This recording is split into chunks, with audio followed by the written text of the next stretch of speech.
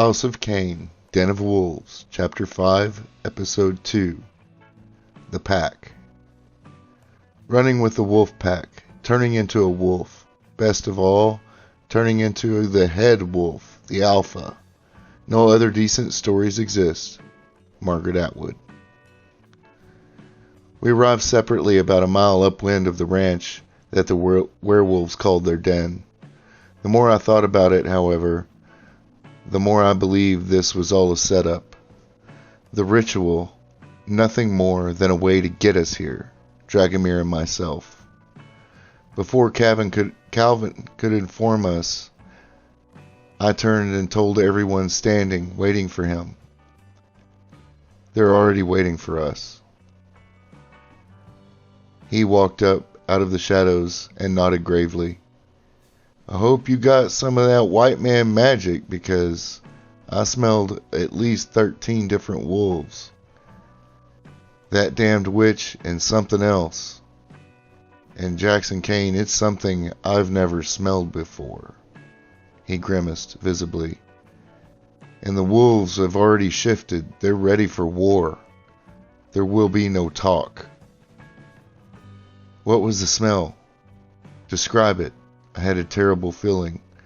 Worthy of old Murphy himself and his fucking law that gets me in more trouble than I can think of. And I think it's more solid than gravity. Death. But not just that, Jackson Cain. He paused, closing his eyes to remember the scent. Lost hope. Faithlessness. Rage, all swallowed in a pulsing darkness of death. Fuck, Dragomir said in a low, harsh voice. We were all silent for a long, contemplative moment. It was Kit that broke it. Well, it should be exciting at least. She paused with a fingertip placed on the bottom lip as she pouted. I do wonder, though, who and what did it not smell? Then she turned her back on us, pulled her long blade at the ready, and began skipping. I kid you not, skipping toward what I figured was a certain death for at least some of us. We followed, having no other choice. None of us would walk away from this obvious trap against monsters that not only outnumbered us, but would overwhelm us with sheer power. The witch, and possibly a vampire, would be bad enough, but a master vampire, a very, very old master vampire, and most likely the one that killed both Angel and my father. The others hesitated at the entrance to the ranch. I looked up and noted with a smirk that the werewolves were unimaginatively refreshing. Full Moon Ranch, it said in the cutout at the top of the posts. Two men, who weren't really men, stood on either side of the wide cattle guard. Neither of them blinked nor said a word as I led our small band through, openly. Behind the large and almost ostentatious house were 3 large metal horse barns, all closed up for the season. The space between the buildings and the party area behind the house was more than an acre. Plenty of room for a supernatural brawl, though I would have preferred much more wide open spaces with lots of trees and deep rivers when dealing with werewolves, especially at night. But you get what you get.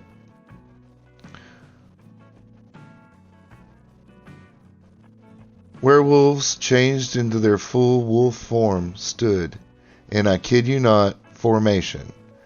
A semicircle bowed out, facing the path we had to use to approach.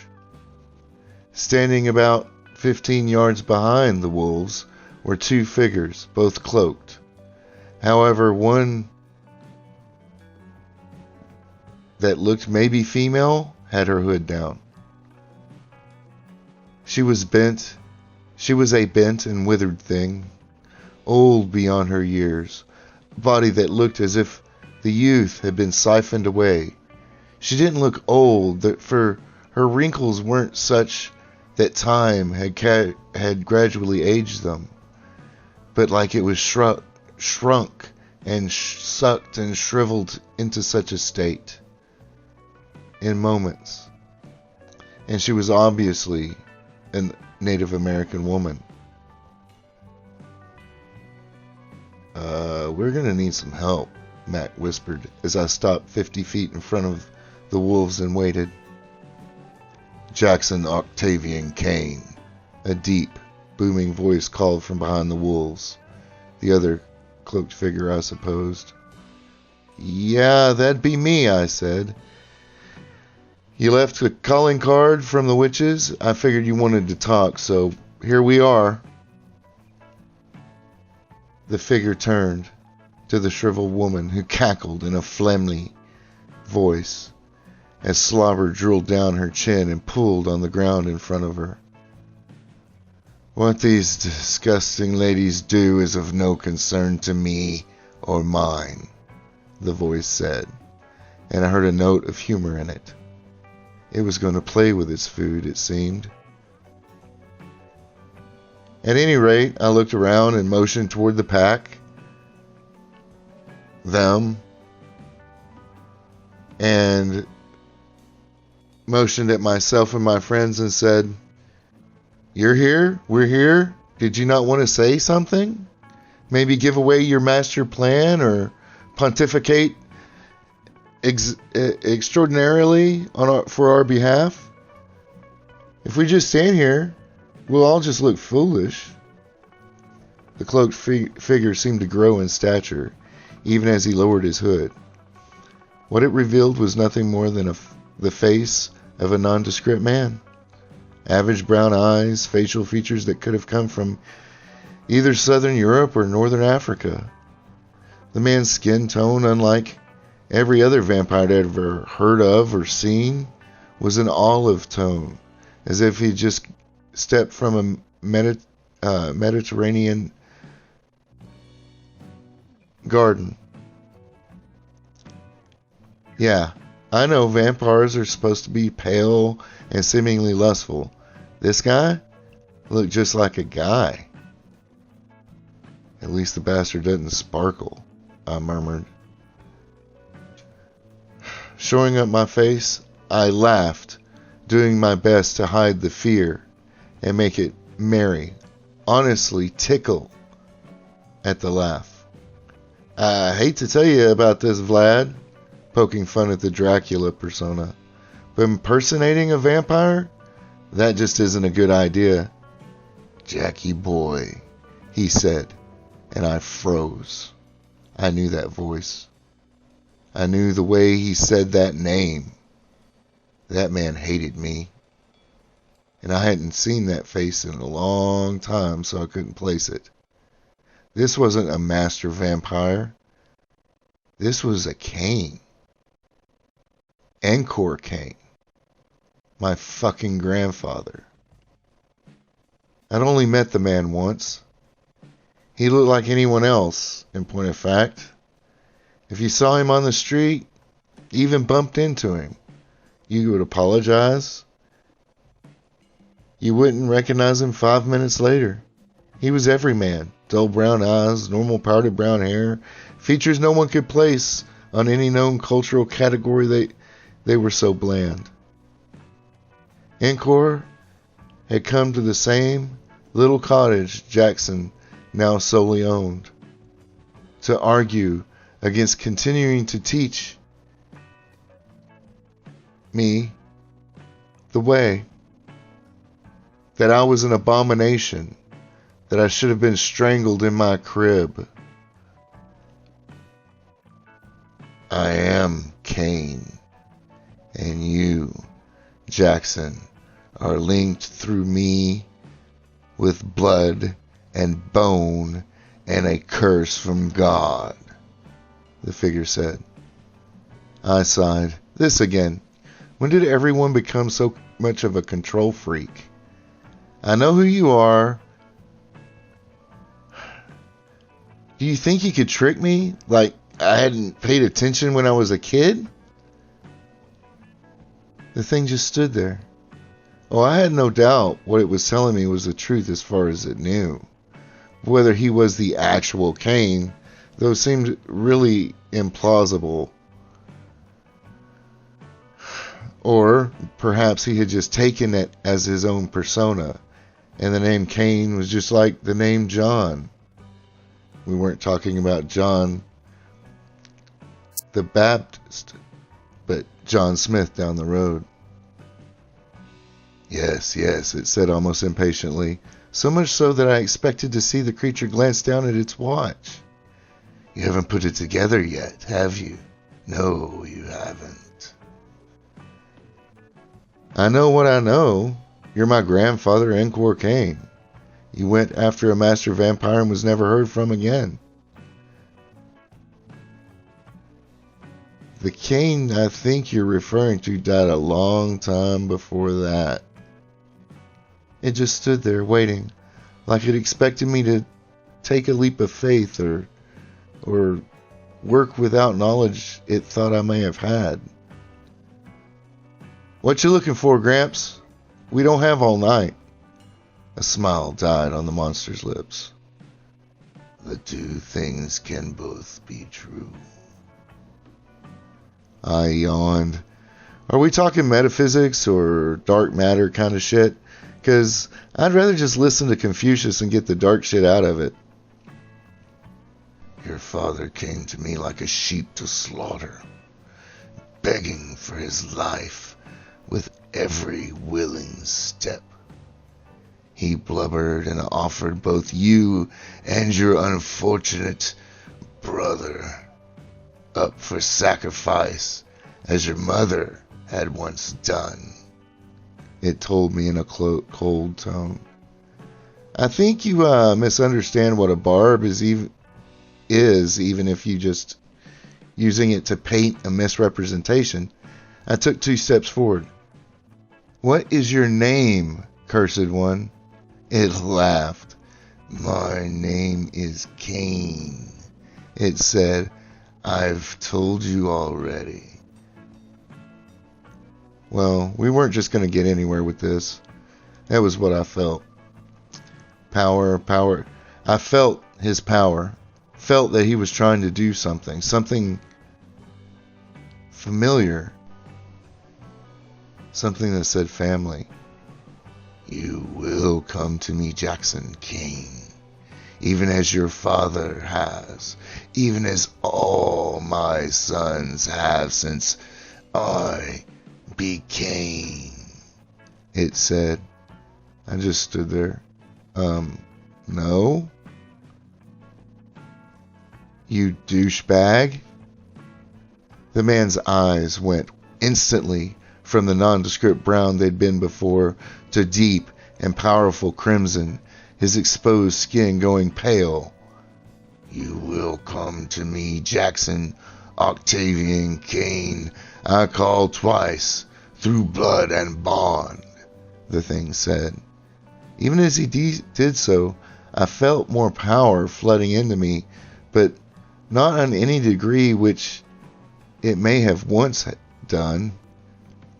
Something else was blocking the sheer force of the creature's will into my blood.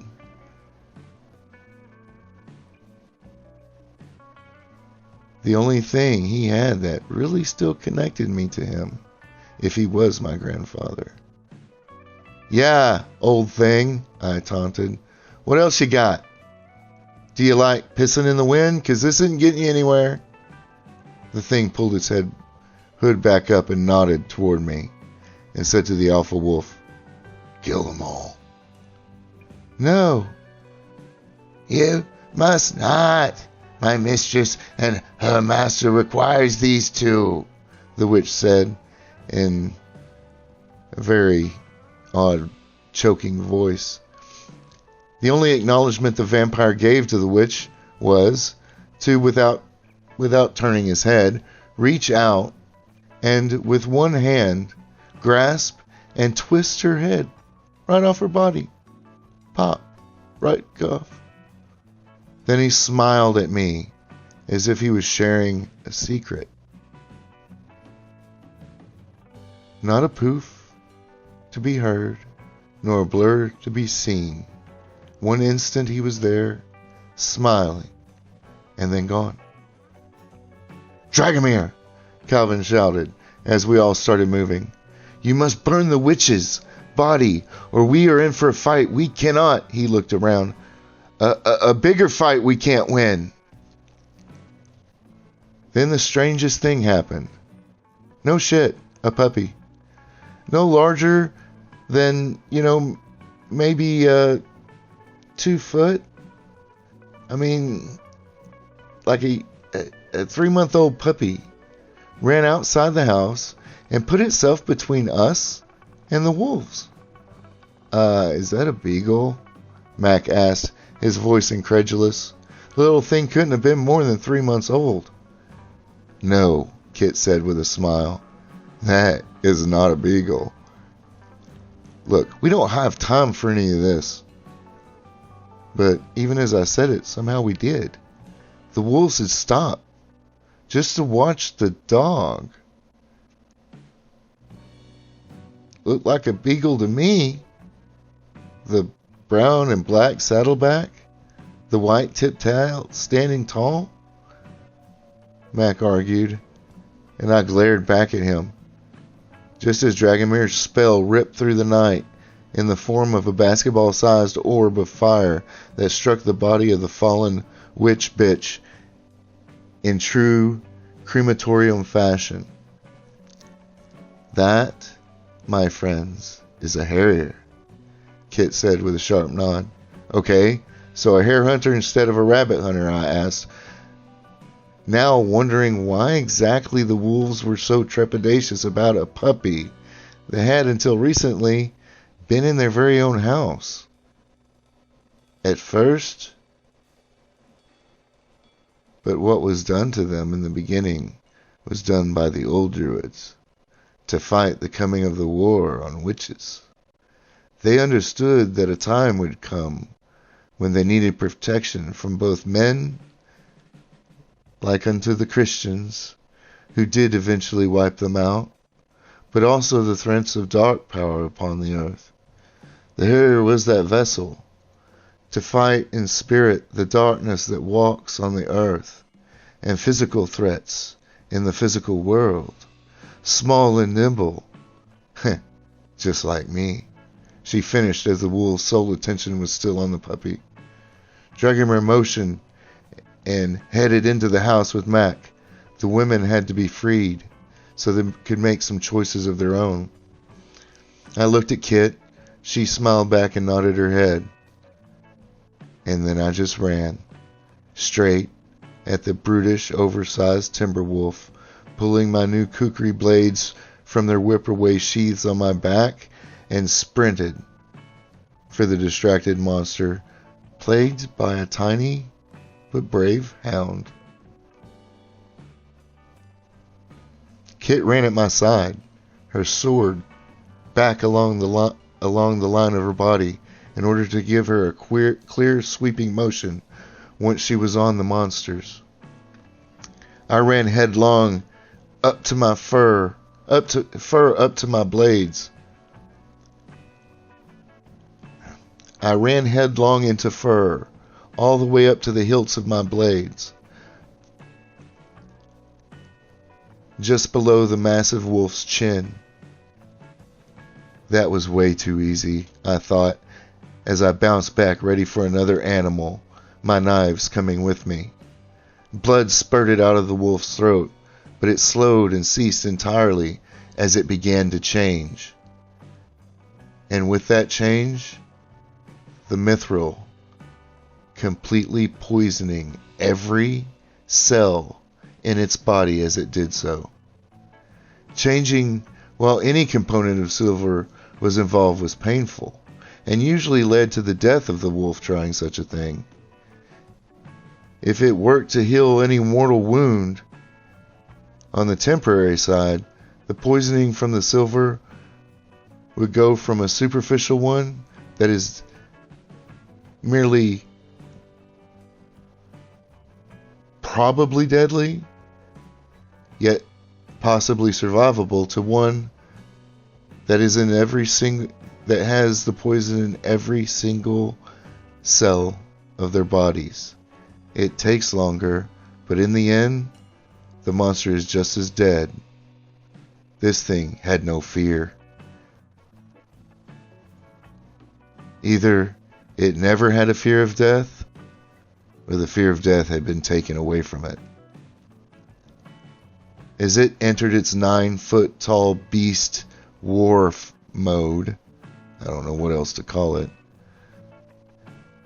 the amulet with Celtic knots began banging against the creature's chest. It spoke. The voice gravelly and harsh, forced as every word were a misery to speak. "You must kill all of us," it growled. "The curse took our light. Now this new master has taken our freedom." It bit off the last words as if they burned white hot. "Kill us," it panted, "if you can." And with the last, it became a screech as it swiped its heavy half-hand, half-right paw with razor-sharp, diamond-hard talons at my chest. Managing to duck it, I spun on my knee as a pivot, bringing up both knives, severing the creature's arm twice. It howled in fear, pain, and what seemed like a thread of hope. While my opponent was distracted with the loss of his most important of hands, I looked around. There were far too few wolves. I fought the alpha. Kit fought 2 more, while Calvin held off 3, his massive dire wolf form dwarfing the others' smaller, lankier timber wolf forms as if they were puppies. That was it. Where the fuck was Dragomir and Mac? I asked out loud to no one in particular. A yelp sounded from Kit's direction, and I looked, seeing that the little puppy had gone to attack one of her foes. I knew her little game of cat and mouse would score in her favor eventually. She would wear those 2 wolves down. Her light, quick, agile steps, forcing their brutish forms to leap back and forth. Werewolves aren't like real wolves at all. Werewolves are pure rage monsters. Think the Incredible Hulk, but with loads of hair. The more damage you do to them, if it doesn't kill them outright, makes them more powerful, because his is the power of rage, just like a werewolf. Because of this, Kit's light and fast movements, dodge wolf on the right, slide out of the way of the wolf on the left, slice the wolf on the left, dart away again, reverse motion, cut the wolf that was on the right, then dart back out again. Those wolves were literally quivering with the rage that had no outlet, for their claws raked through mist and their jaws closed on shadow.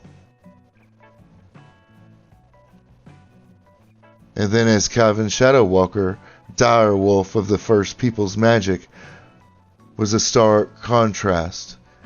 And his approach to his wolf problem, he tore and raked and hacked at the 3 smaller wolves, literally biting one in half at the waist.